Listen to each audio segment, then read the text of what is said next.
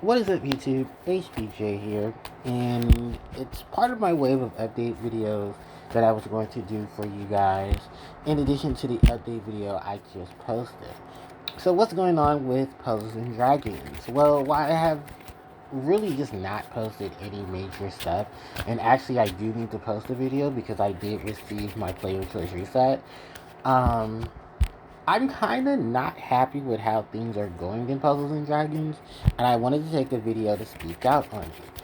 So, I'm approaching my yearly anniversary for Puzzles and Dragons as it's coming up 2 days before my birthday. And with everything going on with Puzzles and Dragons, I'm surprised more people haven't shat the bed. But from what I've been hearing on what I recently have seen on Reddit, because I now follow Puzzle and Dragons on Reddit, oh, people are losing their shit.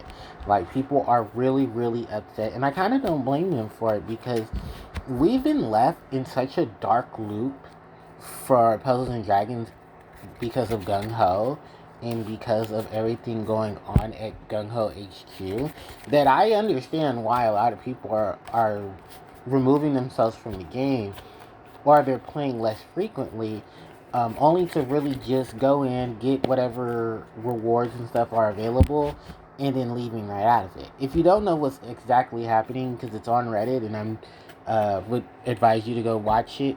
Well, not watch it, but read it because it's already posted in the Reddit thread for Puzzles and Dragons. Apparently, Gung Ho Corporation is falling apart and they want their CEO removed. I think this may have to do with a lot of the issues going on with Pad is not keeping up with a lot of the things that Pad normally would. A lot of their other games are not doing as well either. I don't know for the retrospective of what Ninjala is pulling in, but when Ninjala came out, its first year was actually really good, and I don't exactly know how well it's been doing since then. I don't actually play Ninjala at all anymore because I basically did not like how Ninjala was derived. It was basically a complete ripoff of Splatoon, which was definitely doing extremely well at that time because the only other major game that Gung Ho has is Puzzles and Dragons. Mostly everything else fell under Puzzles and Dragons once Puzzles and Dragons hit off in Japan in its full first year, and then when it, opened up its other, created other servers and opened up around the world, that's when we started to see a lot of things change because there's no EU server due to the loot box situation that happened over a decade ago in which the EU said if you're going to create games and distribute them here in the EU, then Apple and iOS and Android devices, Google Play Store and iOS Store and such cannot you have to legally put into play what things you're getting from these loot boxes or these loot crates because games like what games were they? Oh, there's a lot of games that had loot boxes and loot crates and stuff were really killing wallets.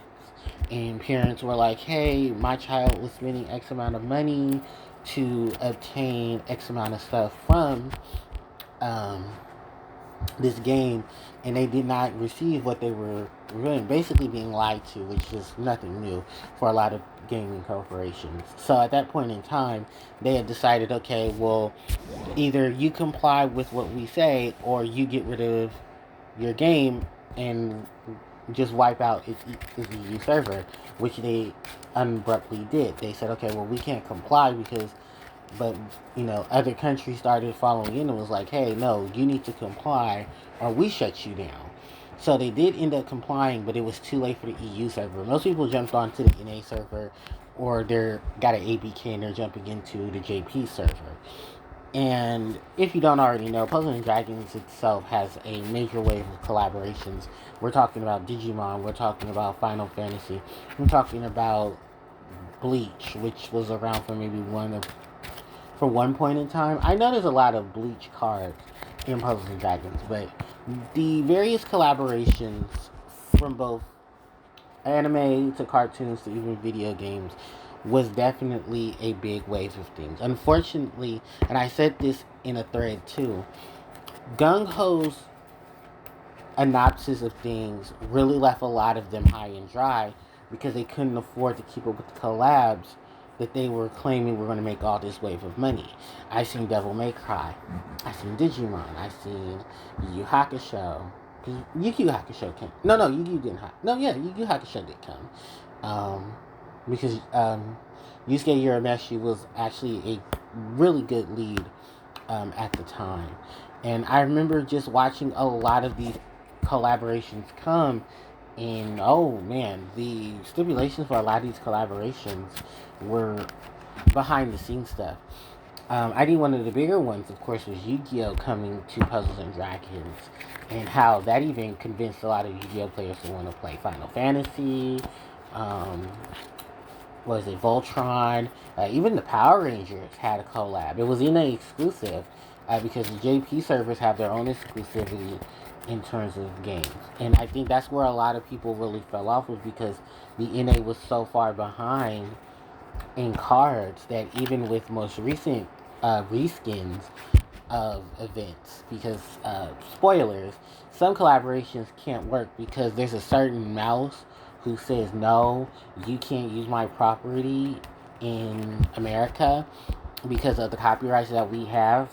So you guys want to know why certain Disney and Marvel things didn't come to Puzzle and Dragons? Because they all got reskinned.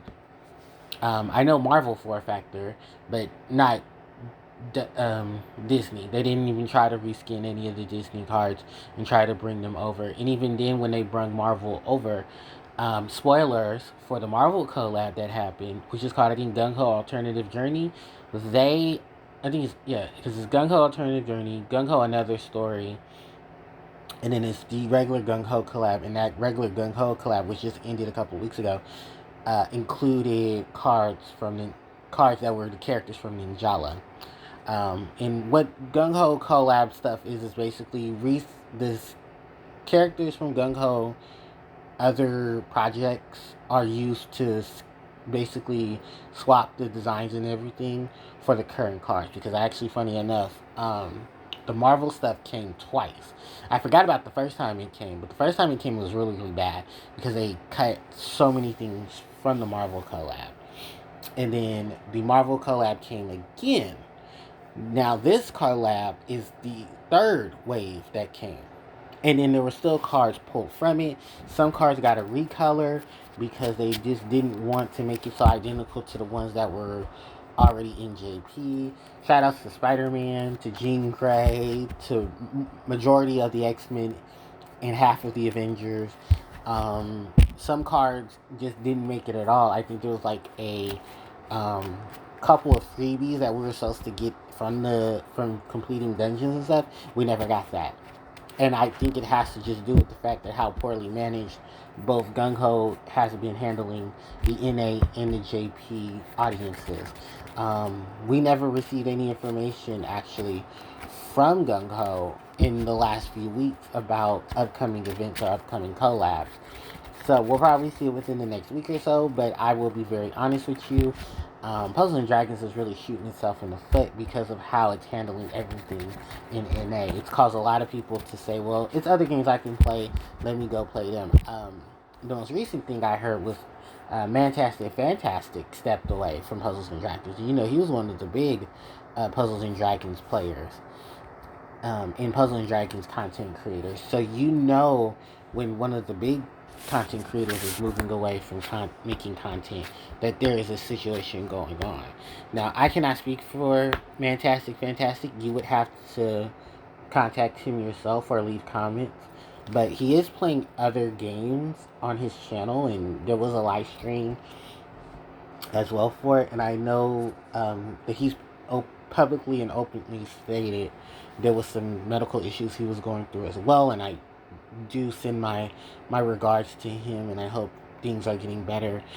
If not, there's at least a balance of things, and that he's still able to live his life and do well. So it's definitely been a lot in terms of the Puzzle Dragon shenanigans. And like I said, because I don't know too many others. I know there's a lot of rising stars going on right now that are taking the helm for Puzzles and Dragons content, but even a lot of them are like it's so much stuff going on with Pat that it frustrates them because they're like, we don't, the Godfest that are coming out, I believe there's a Godfest going on right now, a five Magic Stone Godfest, after we just had a super Godfest, no, a super seasonal Godfest that was 10 Magic Stones per pool. And even then, people were not happy because I was one of them where I needed a particular card to finish the team, which was Valentine's Noah, and I did not get anyone for Valentine's Noah, but I got everything that was supposed to be associated with Rosetta. Only thing is, you need two Rosettas, and then everything else on the team is supposed to help Rosetta continue her setup and her abilities. Which unfortunately, no, I did not get my other Rosetta for the rolls. I had to exchange for my Rosetta because Rosetta's pool is very, very low. This is one of the things about playing the gacha is that you're not always guaranteed what's shown, and even though they have a scaling of the percentages of things that are possible to be rolled, you're not always going to have that 1.30 chance of rolling the particular card that you're trying to search for. You'll probably roll everything else and potentially can use that to go get other cards, but it's not going to be easy to roll a bunch of those cards that you actually want to use for the team. And then there's the issues of, quote, the meta and the cycle of things, because I've never really considered Puzzles and Dragons of having a meta, because there is this thing about this, and I've always said this, and this is my personal opinion. When playing Puzzles and Dragons, I never considered it a game that had a meta, because it was just a simple puzzle game with characters in it that you matched three, did damage, moved on, like any other RPG. But it's more of it definitely has become a gacha RPG scenario, because while they did try to fit in things like multiplayer and PvP situations, a lot of them are not played in NA because there's so many stipulations behind them. I even remember a few years ago, they had to revamp everything because people weren't, like, a lot of it is really not working out. The 8-player thing does not work consistently. Some cards can't perform well because there are stipulations to how the dungeons themselves work and abilities are changed. They did a 4-man PvP. That doesn't really work. There's partner PvP where you and your friend, that's in your friend list after, I think it's 30 days or so, can run through dungeons via partner system, which that's what I think most of them should be. Is if you're going to have, player to player, interaction, let it be like that. Let it be where I can stream with 3 or 4 other people and we can run a dungeon together and we can each, suffice things. Or I can invite players over, use our stamina, or use the half of the stamina that we're required for said dungeon, and then we can take on that dungeon together and farm and, have fun. But I feel like Gung-Ho itself really just shoots itself in the foot when it comes to how they want things to be processed and how they want things to handle. And I think, like many of other players, they're not handling a lot of these situations well. When it comes to, like, leaderboards and stuff, I can understand that, of like, hey, these cards are the sought after cards because they do really, really good for the in-game content. But people saying the meta of Puzzles and Dragons, I kind of just, honestly, I just laugh. I'm like, you're really putting a meta game to a gacha that simply seems more like a solo play venture than most things would. Like, most people aren't even, playing Puzzles and Dragons so hardcore like they used to because of how weird Gung-Ho has gotten with a lot of the things in it.